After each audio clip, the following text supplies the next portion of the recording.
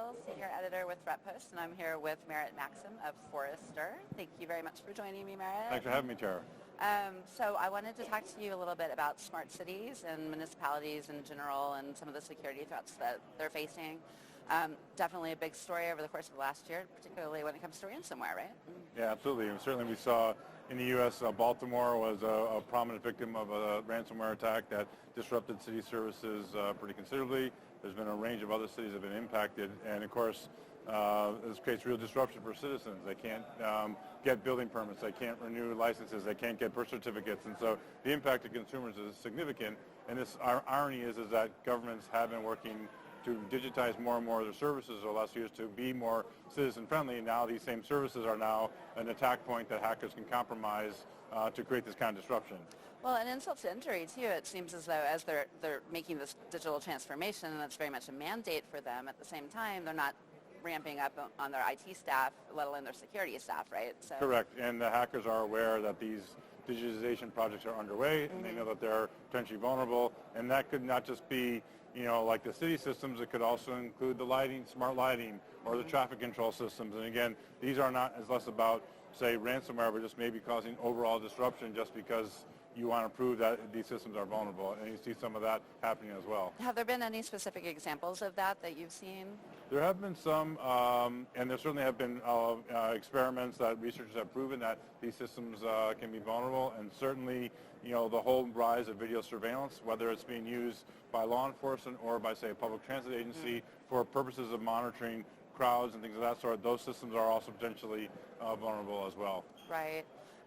Now, you had mentioned something when we were talking before we filmed this interview about New Orleans and how that ransomware attack down there kind of completely disrupted their Mardi Gras plans and wreaked havoc. Correct. It was just I noticed in the paper a while ago. So New Orleans has had a couple cyber attacks, but they had one back in the fall. They did declare a state of emergency. A bunch of services were shut down. It was ransomware related. They were able to restore a bunch of services, but a bunch of services were still unable to recover. Some of it required additional funding and budgetary processes. Another factor to mitigate these risks, you have to go through a formal government procurement process. And as a result, some services like some of the permitting and other kind of business-to-business services had to be done manually, which is needed for Mardi Gras. You need electrical permits to do things. You need permits for floats. And so didn't see if it had a significant disruption Mardi Gras, but it did, create additional challenges that previously these things could be done online. You now had to resort back to a paper-based, manual, in-person approach to conduct these services. Right. Well, and and again, that just goes to the idea of cost too, right? I mean, it's immensely expensive to try to recover from some of these attacks. Some cities have not paid up, and some cities have paid up, and so it's different for each municipality, I would think, in terms of whether or not they want to pay the ransom or not pay the ransom. But do you have any thoughts on that in terms of how they can weigh their risk? Yeah, I mean, there is certainly different opinion about whether it's worth paying or not. We've done some work on kind of building a methodology to help companies evaluate whether it makes sense to pay or not. And a lot of that is driven upon understanding the recovery costs. In some cases, the recovery costs could actually be more than the ransom itself if it's a significant disruption. Other cases, the trade-off may be harder to make, and that guideline can be helpful to determine. It's not purely a binary don't pay or pay. You have to kind of work through this and understand all the interdependencies and use that to make the best decision about that.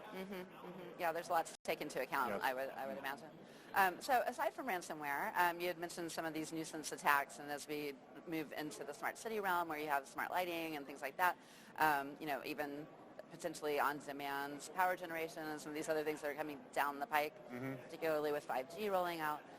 What are some of the other concerns outside of ransomware that cities really should be taking into account?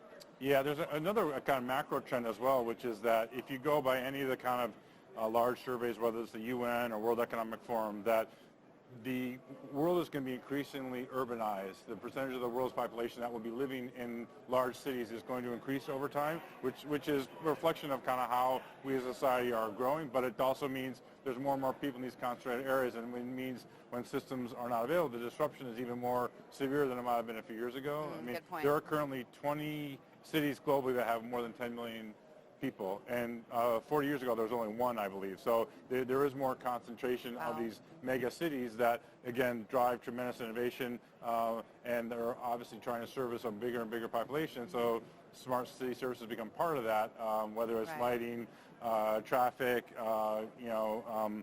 energy efficiencies, waste collection, and again, all these services now become a potential attack vector. And the challenge for an IT organization is each of these new services is now generating more events that have to be evaluated to determine, is this truly anomalous activity, or is this just a factor that it's a rainy day and therefore people are behaving differently? And so it creates a much more challenge on the IT organization to be able to sift through this data to really understand, is an attack underway, or is this just unusual behavior among the citizens because of some other external factors. Right, and so does artificial intelligence become part of the story at that point? Yeah, and certainly our machine learning and understanding those externalities, so you can start to sift through.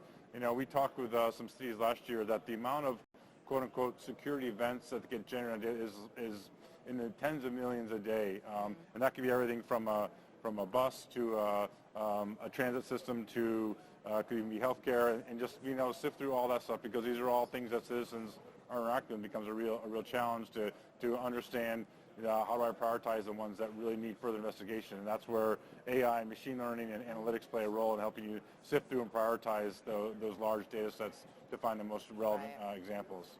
And so in terms of that goes again to the staffing challenge that we're seeing in cybersecurity in general on a macro level, but particularly for cities that, they're working on shoestring budgets a lot of the time. They don't have, discretionary income necessarily to just kind of throw at things when they need to.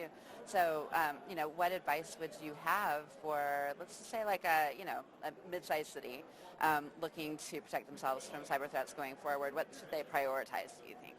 Yeah, I think if they're going to go to smart and to do the smart simulation is really working with that supplier to understand how the system is designed, where the potential threats may emerge, and if necessary, engaging a third-party consultant, or maybe even doing a penetration test on a system to see, can it be compromised and how challenging is it to compromise, so they understand pre-deployment what the real possible risks are, and they can then basically determine maybe this product is not worth the risk. And also understanding what's the process. If it's like a permitting process and there is a backup alternative, manual, paper-based, maybe the disruption is tolerable, but if it is the transit system and it goes down, the impact is much more significant, because now people have to take alternative transport home. It creates other disruptions, and so that understanding the service that you're trying to digitize and what the impacts are of that being offline can help guide a decision about what is the best, whether that service even makes sense to actually make it smart or keep it the way it is. That's really interesting because, obviously with this particular vertical, serving the public good is job one, right, above and beyond anything else. So very interesting. All right, any final thoughts on municipalities and cybersecurity before I let you go? Yeah, I think the one other thing to mention is privacy. So that it is a double-edged sword here. Consumers want more digital services, but at the same time they want some level of privacy. So services that may give you the ability to interact things, but do you want to disclose that kind of data or participate in that? So being able to have video surveillance, things like that, are certainly part of that discussion, and what kind of opt-in or consent mechanisms need to be in place. There's been some pilots that have been underway in Toronto as one example. That's been it's been very struggling to get off the ground because of privacy has been a real consideration, and there's been a lot of back and forth about how do we actually kind of enable all this in ways that keeps consumers connected, but does in a way that doesn't compromise their privacy. Right.